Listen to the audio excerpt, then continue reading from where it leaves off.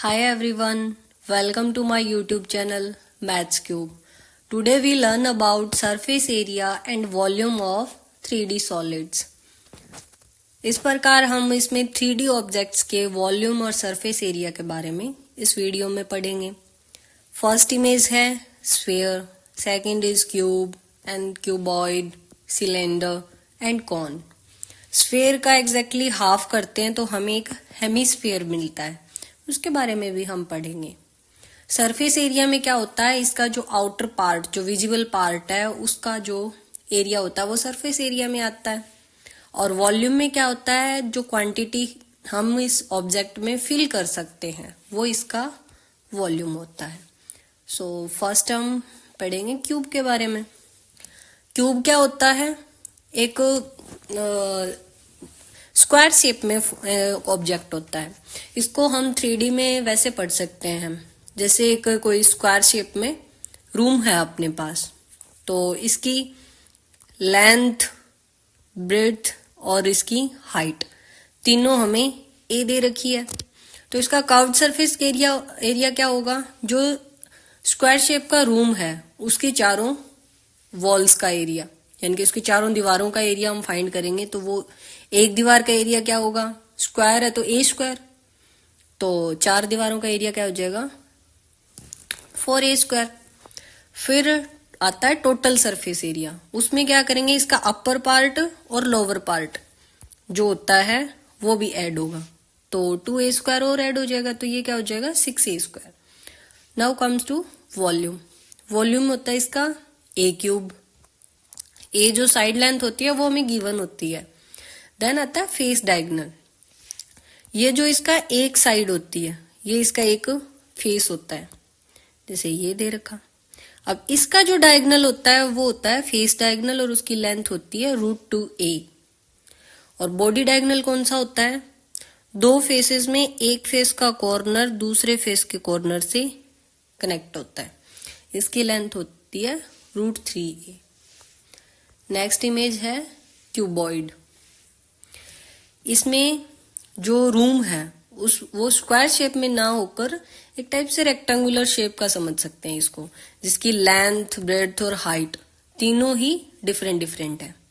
तो इसका curved surface area, जो चारों वॉल्स है उनका एरिया, तो चारों वॉल्स में ये जो वॉल है और ये वॉल है ये सेम है, और जो इस साइड वाली और ये वाली, जो ये वॉल है और ये वॉल है ये सेम है, तो दो सेम है, तो इनका एरिया क्या हो जाएगा 2 into HB plus 2 into HL. जैसे एक रेक्टेंगल का एरिया निकालते हैं और दो हैं तो इसको 2 से मल्टीप्लाई कर दिया, तो इसमें 2H कॉमन आएगा, तो ये हो जाएगा 2H into L plus B. Total surface area क्या होगा, इसका अपर पार्ट और लोअर पार्ट, यानी कि रूफ और फ्लोर दोनों ऐड होगा, तो इसको लिखते हैं 2 into LB plus BH plus HL. Next is volume. Volume होता है इसका LBH. लेंथ, ब्रेड्थ और हाइट तीनों को मल्टीप्लाई कर देते हैं. फिर आता है बॉडी डायगोनल. बॉडी डायगोनल होता है √L square plus B square plus H square. तो क्यूबॉइड में क्या होता है, तीनों जो इसकी L, B और H सेम होती है A, तो उसमें हम इसका निकाल सकते हैं √3a. वो इसी फॉर्मूला से आया है क्यूब के लिए. Next figure is cone. Cone में क्या होता है, ये इसका कोनिकल पार्ट है और ये नीचे सर्कुलर पार्ट दिया है. इसकी जो वर्टिकल हाइट होती है वो h होती है, स्लैंट हाइट होती है वो होती है l, और ये जो सर्कुलर एरिया है उसकी रेडियस r. तो कर्व्ड सरफेस एरिया में क्या हो जाएगा, इसका जो अपर पार्ट है, ये जो अपर पार्ट है कोनिकल पार्ट, उसी का एरिया, तो उसमें आ जाएगा πrl. जो टोटल सरफेस एरिया होता है उसमें क्या आएगा, ये जो सर्कुलर पार्ट है ना, जैसे एक टाइप से इसको ऐसे समझ लो, जोकर की कैप है, तो कैप के नीचे किसी सर्कुलर पार्ट से उसको पूरा ढक दें तो वो बंद हो जाएगी, तो बंद हो गई, ये हो जाएगा उसका टोटल, मतलब ये चारों तरफ से इसका पूरा सरफेस आ गया, तो उसमें πrl प्लस नीचे वाला ये सर्कुलर पार्ट, इसका हो जाएगा πr स्क्वायर. दोनों को ऐड करेंगे तो पाई आर कॉमन आ जाएगा, तो pi R into L plus R. Next होता है वॉल्यूम। वॉल्यूम इसका होता है 1/3 पाई आर स्क्वायर एच। एक होता है ये इसकी स्लैंट हाइट जो होती है वो हाइट और रेडियस से कैसे रिलेटेड है। तो जो एल स्क्वायर होता है वो होता है H square plus R square. ये इस टाइप से ऐड होते हैं। ये एक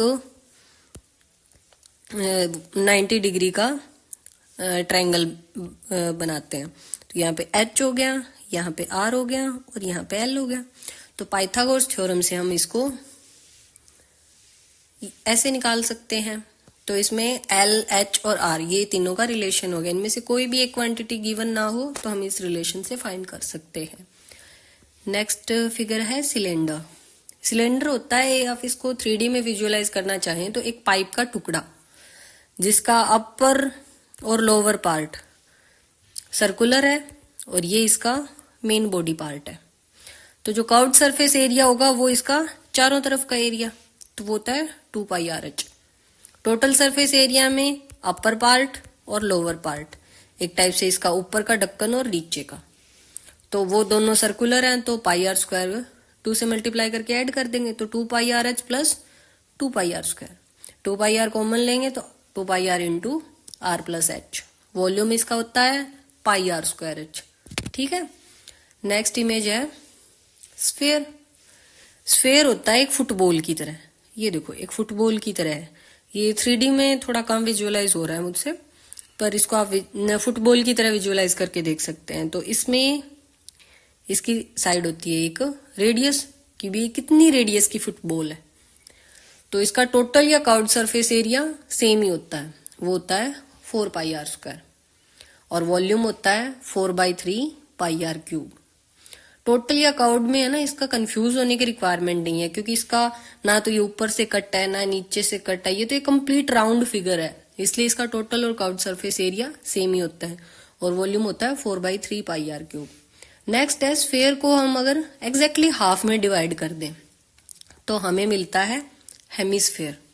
हेमिस्फेयर अब देखो एक ये कटोरी की तरह है और ऊपर का इसका सर्कुलर पार्ट है, इसकी क्वांटिटी में इसमें ये रेडियस है। तो कर्व्ड सरफेस एरिया हो जाएगा इसका, ये जो नीचे नीचे का पार्ट है वो, तो वो स्फेयर का 4πR स्क्वायर था, तो हेमिस्फेयर का एग्जैक्टली हाफ 2πR स्क्वायर। अब इस बार तो इसका टोटल सरफेस एरिया भी आएगा क्योंकि इसका अपर पार्ट, अब इसको ऊपर से ढक सकते हैं ना, तो जैसे कटोरी है उसके ऊपर एक प्लेट लगा दी तो ये पूरा चारों तरफ का एरिया, तो 2πR स्क्वायर इसका नीचे वाला पार्ट था ये, और ये जो ऊपर का है उसका हो गया पाई आर स्क्वायर, तो टोटल सरफेस एरिया हो गया 3πR square. Now comes for volume part. Volume इसका होता है, स्फेयर का था 4/3 पाई आर क्यूब, तो हेमिस्फेयर का एग्जैक्टली हाफ, तो 2/3 पाई आर क्यूब। इस प्रकार हमने इसमें टोटल 6 3D शेप्स के बारे में पढ़ा, जिनका हमने curved surface area, total surface area and volume पढ़ा। नेक्स्ट वीडियो में कॉम्बिनेशन ऑफ 3D सॉलिड्स के बारे में पढ़ेंगे, जिनमें इसमें से 2 या 2 से ज्यादा सॉलिड्स को कंबाइन करके अगर कोई फिगर बना हो तो उसके लिए कर्व्ड सरफेस एरिया या टोटल सरफेस एरिया, वॉल्यूम कैसे फाइंड आउट करते हैं। So if you like my content, then please like, share and subscribe. Thank you.